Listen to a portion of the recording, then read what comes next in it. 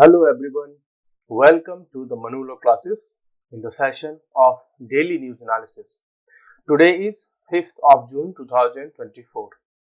5th of June is also important for one reason, that is, since 1973, World Environment Day is celebrated annually on 5th of June to encourage awareness and action for the protection of the environment.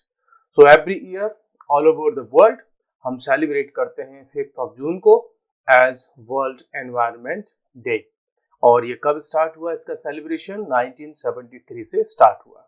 United Nations environment programme is the responsible body और the organisation to organise the World Environment Day every year. So now start with the thought of the day. This is the best preparation for tomorrow is doing your best today. It means if you want to make your future bright, then you have to work hard today. So आपका जितना भी future है, जो भी future है, जो आपके actions हैं, वो सब डिपेंड करेगा प्रेजेंट के एक्शंस आपका लीड करेंगे टुमारो। इट मीन्स आप आज क्या प्रिपरेशन कर रहे हो, what you are doing today, it will decide your tomorrow. So always be in present and do your best in present. It will make your future bright automatically. Now we are going to revise our previous day session with the help of MCQs and try to answer the question before I provide you the correct answer. Find the correct statement about exit polls. जो exit पोल results आते हैं उसके बारे में आपको correct option को select करना है। Option A, it is pre poll result released by the election commission. No, ये प्री पोल रिजल्ट ऐसा कुछ नहीं होता जिसका इलेक्शन कमीशन से कोई लेना देना नहीं होता। So that's why option is incorrect. It is post poll release by the ministry of information and broadcasting. No, इसका इंफॉर्मेशन या ब्रॉडकास्टिंग मिनिस्ट्री या ऑल ओवर जो गवर्नमेंट का कोई भी इंस्टीट्यूशन है उससे इसका कोई कनेक्शन नहीं होता जो एग्जिट पोल रिजल्ट्स होते हैं। It is released by the different media houses and political analyst. This is the correct option because जो एग्जिट पोल के रिजल्ट्स होते हैं वो मीडिया हाउसेस और डिफरेंट पॉलिटिकल एनालिस्ट अपने बेसिस पर कुछ प्रेडिक्शन करते हैं कि which party will get how much seats, how much votes. So उनके ये सब प्रेडिक्शंस होते हैं। इसका गवर्नमेंट से, इलेक्शन कमीशन से कोई भी कनेक्शन नहीं होता। It is released by the prime minister office. No, so all the three options A, B and D are incorrect. Only option C is correct because it is released by the different media houses and political analysts. Next one is, what is CPIM in Indian politics? Yesterday session में हमने बात की थी कुछ political parties के regarding में और exit polls के रिजल्ट पर बैन की डिमांड की गई थी आम आदमी पार्टी के द्वारा कि जो एग्जिट पोल रिजल्ट्स हैं उन पर बैन लगाया जाए। So you have to find out that what is CPIM in Indian politics. It is Communist Party of India, Marxist. Yes, this is the correct statement. Guys, initially there was a party that was known as CPI, Communist Party of India. Later on, this party was divided into two parts, and one is CPI and another is CPIM. So CPIM, M for Marxist. Marxist means they will totally follow the ideology of Karl Marx, which was a philosopher who favored for the redistribution of the resources. So ये communist party of India की यहाँ पे बात हो रही है। Question number 3, the cricket world cup has been commenced in. जो cricket world cup है और स्पेशली वो भी कौन सा, 2020 international. It has been commenced in which country? It has been commenced in the USA, United States of America. वहां पर ये स्टार्ट हो चुका है। Now I can ask a question. Can you tell me the name of the stadium? कौन से stadium में ये मैच हो रहा है और in which city? आप कमेंट में बताइए और इस पर थोड़ा सा आप वर्क कीजिए। The final match of the cricket world cup would be held in, जो फाइनल मैच होगा क्रिकेट वर्ल्ड कप 2020 इंटरनेशनल का, जो वर्ल्ड कप हो रहा है, इसका फाइनल मैच कहां पर होगा? So it will be organised in Barbados. Okay, so this is the correct option. Barbados is a country is located in which region? So Barbados जो कंट्री है ये कहां पर है और इसकी लोकेशन क्या है? It is in Caribbean sea region, Mediterranean sea, yellow sea और the Indian ocean. So actually Barbados is a country which is located in Caribbean Sea, or you know okay, this is the region of North America and this is the region of South America, and this region which is encircled by Caribbean Sea is known as the Caribbean region. So countries of this sea or the region are known as Caribbean countries or the Central American countries. So we are going to now discuss today's current affairs. Guys, you know that recently what on Tuesday, the election results concluded and there are multiple news and all of are connected with the politics or the general elections. So there are lesser number of news which can be relevant for your examination. So today I would like to discuss the key points regarding this general election. So अगर हम इसके results की बात करें तो recently जो result क्या हुआ, देखो मैं आपको बताता हूँ एक वर्ड, अलायंस। अलायंस मीन्स होता है जब बहुत सारी पार्टीज, पॉलिटिकल पार्टीज अपना कोई अलायंस बना लेती है मल्टीपल पार्टीज मिलकर के, सो दैट इज अलायंस। अब यहाँ पर कौन कौन से अलायंस हैं? एक तो है एनडीए, नेशनल डेमोक्रेटिक अलायंस, इसकी लीडरशिप है बीजेपी पार्टी। अनदर अलायंस है इंडी अलायंस, इंडी और ए मीन्स अलायंस, तो इंडी अलायंस। ये इंडी अलायंस पहले हुआ करता था यूपीए अलायंस, जिसकी लीडर थी कांग्रेस, ठीक है, यूनाइटेड प्रोग्रेसिव अलायंस हुआ करता था। अब उसका अलग से एक अलायंस बनाया इन्होंने, इंडी अलायंस, और it is also being leaded by the same party that is Congress. So ये तो हो गई आपके पास में बेसिक इंफॉर्मेशन। अब हम बात करते हैं इलेक्शन के कुछ रिजल्ट्स की। सो इलेक्शन में हमारे पास में 550 की जो स्ट्रेंथ होती है लोकसभा में, और उसमें से 50% +1 की रिक्वायरमेंट होती है किसी भी पार्टी को गवर्नमेंट बनाने के लिए, ठीक है। अब उसमें क्या होता है कि एक नंबर की रिक्वायरमेंट होती है, that is depend upon the कितनी सीट्स पर इलेक्शन इस बार जो है हुआ। So this time the election was conducted on 543 seats. Other seats हैं उनका अभी अलग मैटर होता है। सो उन पर इसमें इलेक्शन कंप्लीट हुआ है। अब अगर इसमें हम बात करें तो बीजेपी को जो सीट्स मिली हैं, कई बार देखो ऐसे कुछ फैक्ट्स पूछ लिए जाते हैं, बिकॉज जो जनरल इलेक्शन है वो रोजाना नहीं होते।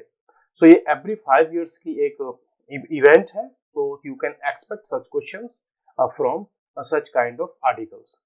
सो बीजेपी की जो सीट्स हैं वो आपको थोड़ा सा जब एकदम फाइनल हो जाएगा, अभी भी जो है कुछ सीट्स पर जो रिजल्ट्स हैं वो वेटिंग में थे या उनकी काउंटिंग चल रही थी, ठीक है।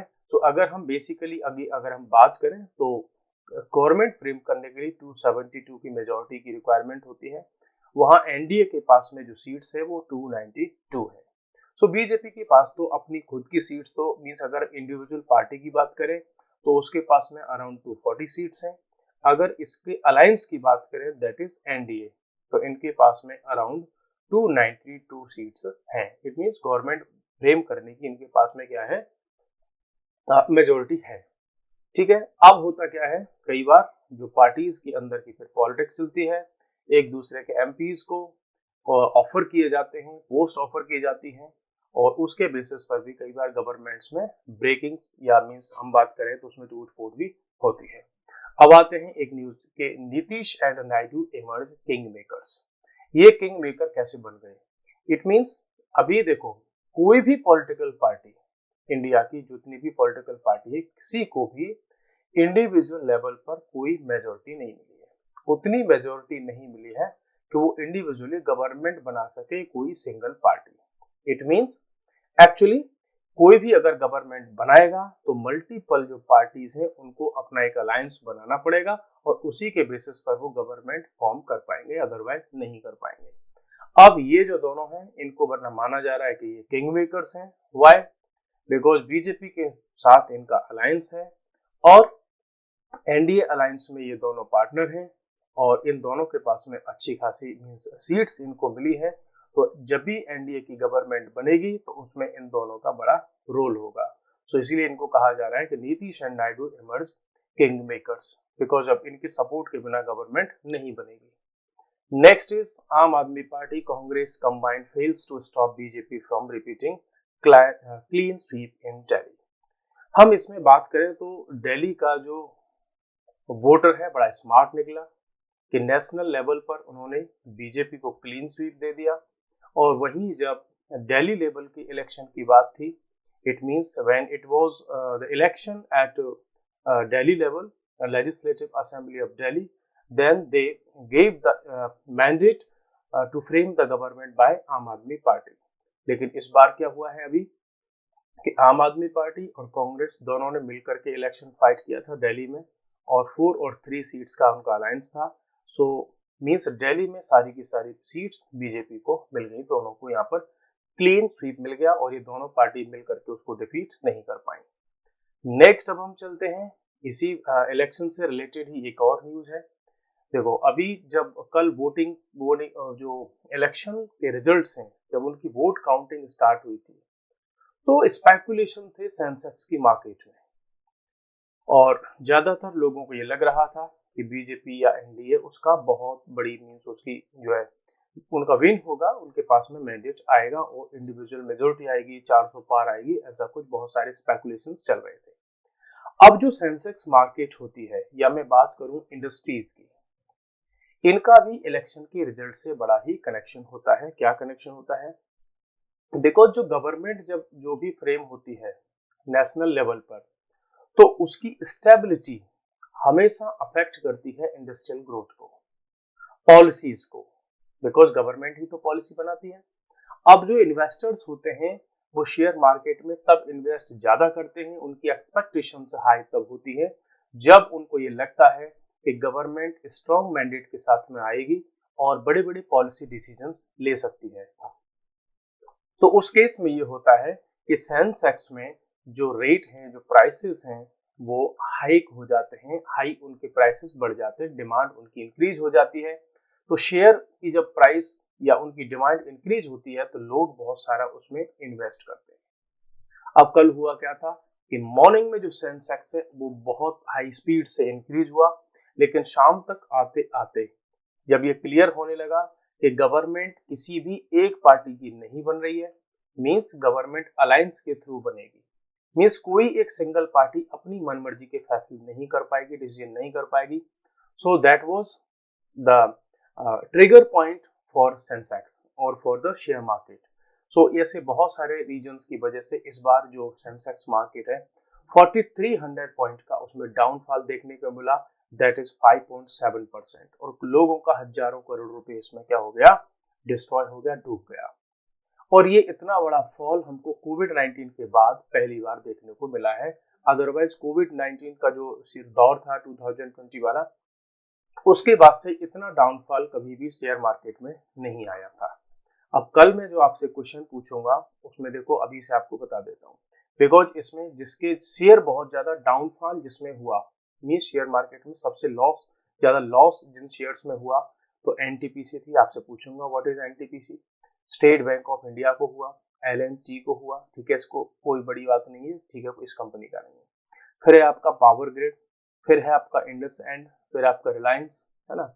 ये ऐसी कंपनीज हैं जिनके शेयर्स बहुत बुरी तरह से नीचे गिर गए। अडानी ग्रुप है उसके भी शेयर गिरे। निफ्टी 50 है, बहुत डाउनफॉल उसमें देखने को मिला। अडानी पोर्ट में बहुत सारा डाउनफॉल मिला, ओएनजीसी में डाउनफॉल मिला, हम इसमें से कोल इंडिया को मिला।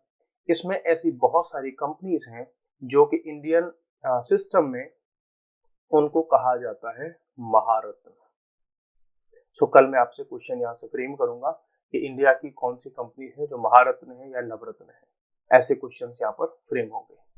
Now we are going to discuss some another news. और which is very important because Netherlands, अभी नीदरलैंड क्या हो गया है, थर्ड रैंक उसको आई है। अगर हम बात करें कि इंडिया का जिन कंट्रीज के साथ में एक्सपोर्ट या हमारा जो ट्रेड है, हमारे अगर टॉप 3 ट्रेड पार्टनर्स की बात करें और स्पेशली एक्सपोर्ट के बारे में हम बात कर रहे हैं यहाँ पे, नॉट कंप्लीटली ट्रेड, ट्रेड का भी एक section that is export, because जब हम फॉरेन ट्रेड की बात करते हैं तो we have two components, one is import and another is export. So here we are talking only about export. So export की अगर हम बात करें तो इंडिया सबसे ज्यादा एक्सपोर्ट किसको करता है? So इंडिया का सबसे ज्यादा एक्सपोर्ट होता है यूएसए को। So अगर क्वेश्चन बनता है कि which one is the country which have highest export from India, so that is USA. Second number पर हमारा आता है यूएई, यूनाइटेड अरब एमिरेट्स। तो वर्ल्ड में हम सबसे ज्यादा एक्सपोर्ट अगर किसी कंट्री को करते हैं तो यूएसए, सेकेंड नंबर पे UAE and the third country is now Netherlands. So Netherlands had become the third destination or the destination that is third largest export destination for India. तो last year का जो data release हुआ उसी के basis पर ये है। Next हमारे पास में है जो न्यूज है जो कि काफी टाइम से लैमलाइट में ऑलरेडी है, Israel mounts dead hostages as major powers seek Gaza ceasefire. अब इसको मैं आपको समरी में बता देता हूं कि वॉर तो काफी दिन से इनका चल रहा है। अब इसमें इश्यू क्या है कि इजराइल के बहुत सारे जो हॉस्टेजेस थे, उनके सिटीजन्स थे, उनको बंदी बना लिया था, किडनैप किया गया था, उनको हॉस्टेज बनाया गया था। अब उनमें से 4 को मार दिया गया हमास के द्वारा।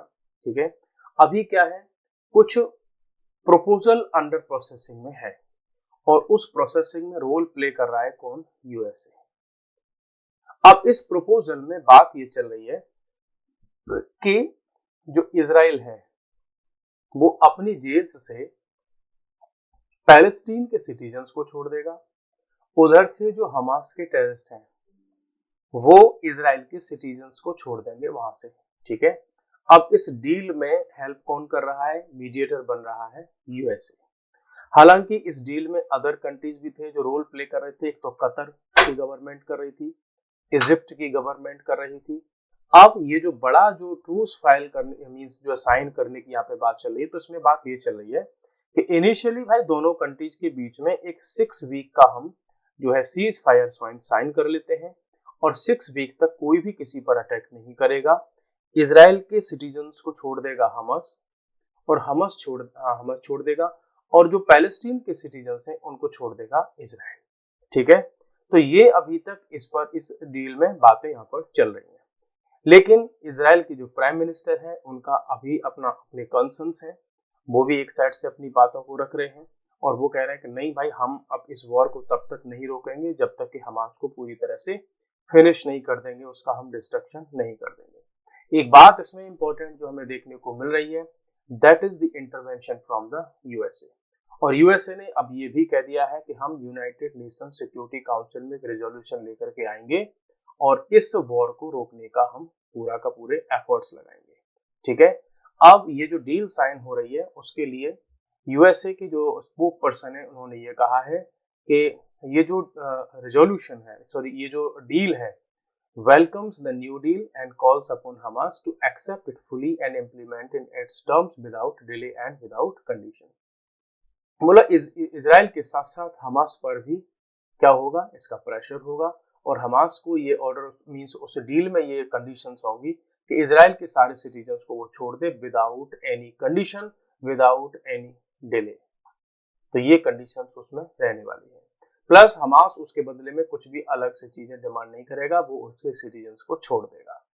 अब कुछ कंट्रीज ये कह रहे हैं कि जो यूएसए है वो अपने दोस्त दैट इज इजराइल पर प्रेशर बना रहा है। ठीक है, तो यूएसए ने ये कहा है कि भाई देखो, इजराइल पर हमने कोई प्रेशर नहीं बनाया है, ये जो डील हम साइन करवाने की बात कर रहे हैं it has been complete designed and written by Israel. It means Israel ने खुद ने ही ये डील बनाई है, तो इसमें बाहर से किसी का कोई प्रेशर नहीं है। सो this is the indication that I hope कि ये जो वॉर स्टॉप हो जाए और बहुत सारे जो इनोसेंट पीपल हैं उनकी भी डेथ्स रुक जाए। इसमें बड़ा रोल प्ले करने वाला है G7 के कंट्रीज। तो अब देखते हैं कि कितने टाइम में इसमें ये पीस डील साइन हो जाती है। अनदर इशू हमारे पास में है जो ऑलरेडी चल रहा है, that is the war between Ukraine and Russia. अब इनके बीच का जो वॉर है उसमें एक नया टर्निंग पॉइंट आया है। अब वो टर्निंग पॉइंट क्या है कि फ्रांस फ्रेंच गवर्नमेंट ने ये कहा था कि यूक्रेन की आर्मी को, उनके सोल्जर्स को ट्रेनिंग देने के लिए हम हमारे यहाँ से अपने ऑफिसर्स को, सोल्जर्स को उधर भेजेंगे। ठीक है, तो स्टार्टिंग में ऐसा लग रहा था, नॉर्मली कई बार ऐसी कुछ ट्रीटीज वगैरह होती हैं कि कुछ लोगों पर आर्मीज अटैक नहीं करते। तो स्टार्टिंग में लगा कि जो फ्रेंच आर्मी के ऑफिसर्स वगैरह आएंगे यूक्रेन की आर्मी को ट्रेनिंग देने के लिए, तो जो रशियन आर्मी है उन पर अटैक नहीं करेगी। लेकिन अब क्या हुआ है, रसिया की जो मिलिट्री हेड है, डिफेंस मिनिस्टर हैं, या जो मिलिट्री के लीडर्स हैं, उन्होंने क्लियरली बोल दिया कि भाई जो फ्रांस वाले लोग यूक्रेन में आकर के यूक्रेन की आर्मी को ट्रेनिंग देने के लिए आ रहे हैं, तो आप ये मत सोच लेना कि आपको कोई इम्यूनिटी मिलेगी। इट मीन्स अगर आप वहां पर होंगे तो आपको भी बख्शा नहीं जाएगा, आपको भी वहां पर अटैक का सामना करना पड़ेगा। आपको ये नहीं देखा जाएगा कि आप यूक्रेन के हैं या फ्रांस के हैं। तो ये एक नया थ्रेट उन्होंने दे दिया है। नेक्स्ट हमारे पास में इशू है, एक नया पॉइंट आता है निकल करके ऑस्ट्रेलिया का। अभी तक ऑस्ट्रेलिया को एक ऐसा कंट्री माना जाता है, मैं आपको बताऊं कि वर्ल्ड के there are certain countries which don't spend much on their defence budget. उनकी जो डिफेंस सिस्टम है या डिफेंस का जो बजट है हमेशा कम रहा है। एक तो हो गया आपका जापान, इधर हो गया आपका न्यूजीलैंड, एक हो गया आपका ऑस्ट्रेलिया। ये ऐसे कंट्रीज हैं जो डिफेंस पर बहुत ज्यादा एक्सपेंडिचर नहीं करते। लेकिन चाइना की बढ़ती हुई पावर को देखते हुए जापान भी फिर से डिफेंस में इन्वेस्टमेंट करना उन्हें स्टार्ट कर दिया। ऑस्ट्रेलिया है, बड़ा इन्वेस्टमेंट कर रहा है अपने डिफेंस में। अब इसको दिक्कत क्या आ रही है, इसको दिक्कत आ रही है कि ऑस्ट्रेलिया की जो पॉपुलेशन है ना, ऑस्ट्रेलिया की जो पॉपुलेशन है वो बहुत कम है। ओनली 26 मिलियन की पॉपुलेशन इसके यहाँ पर है। ठीक है, और इसकी जो कोस्ट लाइन है या इसका जो रीजन है, आपको पता होगा ना कि ये भी एक कॉन्टिनेंट है ऑस्ट्रेलिया अपने आप में। सो इतना बड़ा कॉन्टिनेंटल कंट्री और उसके पास में आर्मी में जाने के लिए लोगों की कमी है। They have lack of soldiers. इतनी बड़ा देश, लेकिन उनके पास में अभी कितने ट्रूप्स हैं? ओनली 90,000 उनके पास में ट्रूप्स हैं, पर्सनल हैं, और उसमें रिजर्व बटालियन वगैरह भी इनके यहाँ पर शामिल है। सो अब ऑस्ट्रेलिया एक स्कीम लेकर के आया है कि कोई भी पर्सन जो स्पेशली 5 आइज कंट्रीज से होगा, है ना, ये आपको मैं पहले भी बता चुका हूँ कि 5 आइज कंट्रीज से अगर कोई मेंबर होगा, मींस जो ऑस्ट्रेलिया में रह रहा होगा, और वो अगर लास्ट 12 मंथ से ऑस्ट्रेलिया में रह रहा है, तो वो ऑस्ट्रेलिया की आर्मी में, वहां की फोर्सेज में अपॉइंट हो सकता है एज ए सोल्जर, ऑफिसर वगैरह, वो वहां पे अपॉइंट हो सकता है। तो इसमें कौन कौन से कंट्रीज हैं 5 आइज में? Britain, Canada, New Zealand, United states of America. तो यहाँ के जो सिटीजन्स होंगे उनको इसमें क्या मिलेगी, जो है छूट मिलेगी, उनको मीन्स जो है अलाउ किया जाएगा, परमिशन होगी कि वो ऑस्ट्रेलिया की आर्मी को ज्वाइन कर सके। तो देखो 5 आइज में कौन कौन आते हैं, इधर आपका Canada 1, New Zealand 2, Britain 3, United states 4 और अपने आप में ऑस्ट्रेलिया 5। ये 5 आइज कंट्रीज वो कंट्रीज हैं, 5 आइज की जब हम बात करते हैं तो ये पांचों कंट्री अपनी इंटेलिजेंस की दुनिया में इंफॉर्मेशन को आपस में शेयर करते हैं। जो भी इंटेलिजेंस इनपुट्स होते हैं, इनकी सारी की सारी जो सेंट्रल एजेंसीज हैं, इंटेलिजेंस एजेंसीज हैं, वो सब आपस में कनेक्टेड रहती है, इंफॉर्मेशन को शेयर करती है। इसीलिए आप पाएंगे कि इन पांचों के पांचों कंट्रीज में जो टेररिज्म के अटैक्स वगैरह होते हैं बहुत कम होते हैं, बिकॉज वर्ल्ड की टॉप क्लास के इंटेलिजेंट एजेंट्स इनके पास में हैं, सीक्रेट एजेंट्स इनकी जो फोर्सेस में हैं। So we are going to finish today's session and we will meet again in another session with some more important news and current affairs. So we are going to end this session. So goodbye, take care.